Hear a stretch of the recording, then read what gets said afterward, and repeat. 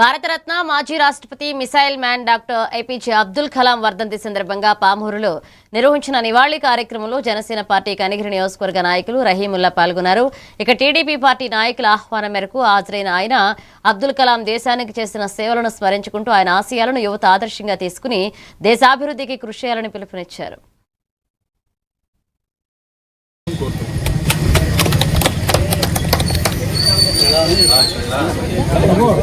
కొద్దిగా ఫోటో కనబడుతుంది, కొద్దిగా దూరం ఫోటో కట్టమన్నా కొద్ది బ్యాక్. అందరికీ నమస్కారం. ఈరోజు భారత రాష్ట్రపతి మాజీ అయినటువంటి ఏపీజే అబ్దుల్ కలాం గారి వర్ధంతి సందర్భంగా ఆయనకి నివాళులు అర్పించడం కోసం స్థానిక అబ్దుల్ కలాం సెంటర్ విరివు రోడ్డు నందు ఈరోజు మనం అంతా కూడా ఇక్కడ సమావేశం అయ్యాం.